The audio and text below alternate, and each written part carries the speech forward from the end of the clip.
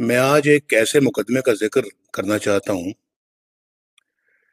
جس کا بڑا گہرا تعلق پاکستان کے آئین، پاکستان کے قانون، ہماری جمہوریت اور پھر موجودہ حکومت کے وجود کے قانونی جواز سے ہے۔ یہ ایک بہت صاف اور سیدھا مقدمہ گزشتہ 6 سال سے الیکشن کمیشن آف پاکستان میں لٹکا ہوا ہے۔ فیصلہ صرف اس لیے نہیں ہو پا رہا کہ کٹہرے میں کھڑے شخص کا نام نواز شریف نہیں، عمران خان ہے، اور فنڈنگ کے مقدمے میں ملوث جماعت کا نام مسلم لیگ نون نہیں، پی ٹی آئی ہے۔ میری بہنوں اور بھائیوں، آپ کو یاد ہوگا کہ 2017 میں ایک منتخب وزیر اعظم کو یعنی مجھے نکالنے کے لیے کس تیز رفتاری کے ساتھ کارروائی ہوئی تھی، بھگدڑ مچی ہوئی تھی۔ سپریم کورٹ کے جج صاحبان نے واٹس ایپ کے ذریعے ایک جے آئی ٹی قائم کی جس میں ملٹری انٹیلیجنس اور آئی ایس آئی کے نمائندوں کو بھی شامل کیا گیا، اور پھر کس طرح 60 دنوں میں جے آئی ٹی کو رپورٹ دینے کا حکم دیا گیا، پھر کس تیزی سے پاناما کیس میں میرے خلاف فیصلہ آیا اور بیٹے کی کمپنی کے اقامے کی بنیاد پر ایک وزیر اعظم کو برطرف کر دیا گیا۔ یاد ہے نا سب آپ کو؟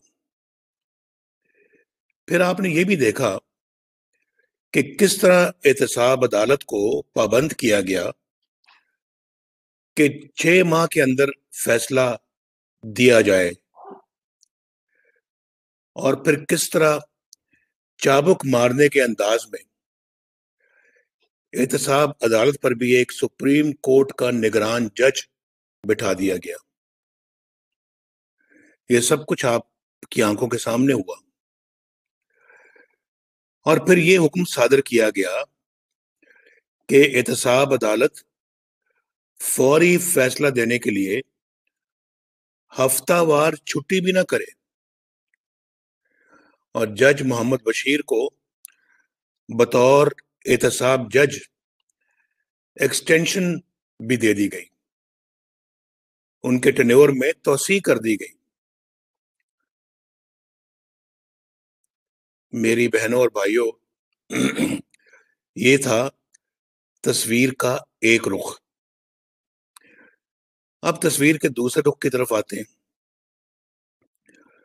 دوسرا رخ یہ ہے کہ پی ٹی آئی کی غیر قانونی فارن فنڈنگ کی تحقیقات کے لیے ایک مقدمہ 2014 میں دائر ہوا،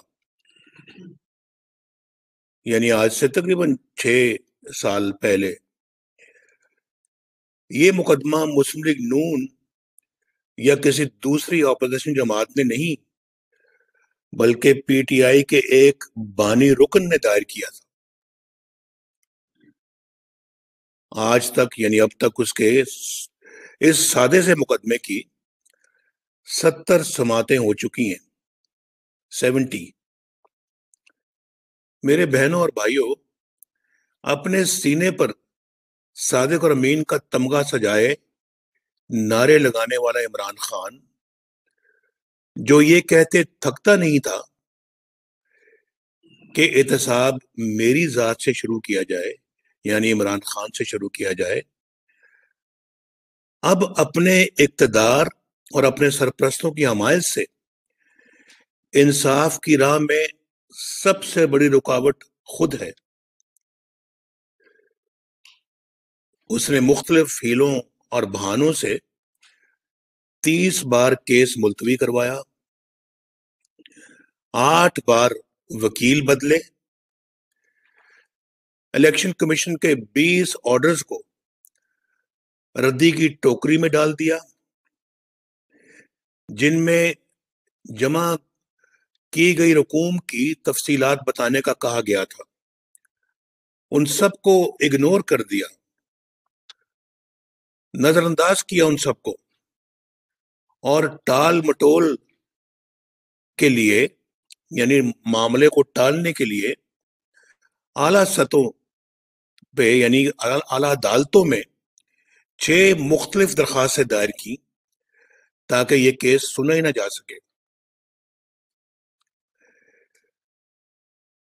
مارچ 2018 میں الیکشن کمیشن نے P T I foreign funding کی جانچ پڑتال کے لیے ایک اسکروٹنی کمیٹی قائم کر دی اور حکم دیا کہ 1 ماہ میں رپورٹ دی جائے۔ پتہ نہیں یہ نورا کشتی تھی یا کیا تھا، آج تقریباً 2.5 سال ہو گئے، کوئی رپورٹ سامنے نہیں آئی۔ اکتوبر 2019 میں الیکشن کمیشن نے ایک آرڈر پر لکھا کہ یہ کیس تاریخ میں قانونی عمل کی تذلیل کی بدترین مثال ہے، لیکن کسی بات کا کوئی اثر ہی نہیں ہوا۔ اب 7ویں سال میں عمران خان نے تسلیم کر لیا ہے، یہ 2-3 دن پہلے آپ نے بھی سنا ہوگا کہ فارن فنڈنگ میں خرابیاں ہوئی ہیں، لیکن پھر حسب عادت اس کی ذمہ داری اس نے اپنے ایجنٹوں پر ڈال دی ہے اور کہا ہے کہ ایجنٹوں نے یہ کام کیا ہوگا۔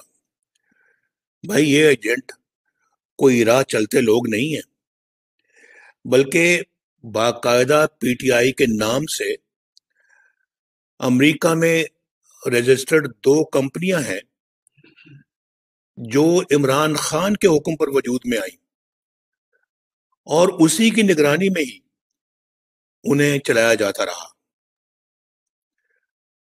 لیکن بات یہاں ختم نہیں ہوتی۔ اسٹیٹ بینک آف پاکستان نے پی ٹی آئی کے 23 اکاؤنٹس کی معلومات الیکشن کمیشن آف پاکستان کو فراہم کی ہیں۔ عمران خان نے ان میں سے 15 اکاؤنٹس کو چھپایا اور فراڈ کے ساتھ انہیں الیکشن کمیشن کو دی گئی رپورٹ میں شامل ہی نہیں کیا، جو کہ قانون کی سنگین خلاف ورزی ہے۔ عمران خان نے نہ کل رقم بتائی اور نہ ہی ذرائع بتائے اور نہ ہی کوئی منی ٹریل دی اور نہ ہی کوئی رسیدیں دی۔ شفافیت کا ڈھول پیٹنے والے عمران خان کے مالی معاملات میں شفافیت کا نام و نشان ہی نہیں ہے، سرے سے ان میں اس کا وجود ہی نہیں ہے شفافیت کا۔ مگر پاکستانی قوم یہ جاننا چاہتی ہے کہ کتنا پیسہ جمع ہوا اور یہ پیسہ کہاں گیا۔ اگر اس میں کوئی کرپشن نہیں ہوئی تو بھائی پھر چھپایا کیوں گیا؟ کیا یہ مشکوک اور غیر شفاف اکاؤنٹس منی لانڈرنگ کے زمرے میں نہیں آتے؟ منی ٹریل کہاں ہے؟ اور پھر الیکشن کمیشن قوم کو یہ تفصیلات دینے سے کیوں اور کس کے کہنے پر کترا رہا ہے، کیوں گریز کر رہا ہے؟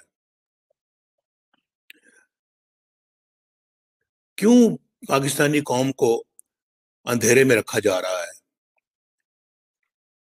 بھائی، اس کیس کے حقائق روز روشن کی طرح عیاں ہیں۔ اس میں کچھ شک ہی نہیں ہے کہ عمران خان مجرم ہے، مگر فرار حاصل کرنے کے لیے اپنے جرم کو ایجنٹوں کے سر ڈال رہا ہے۔ Election commission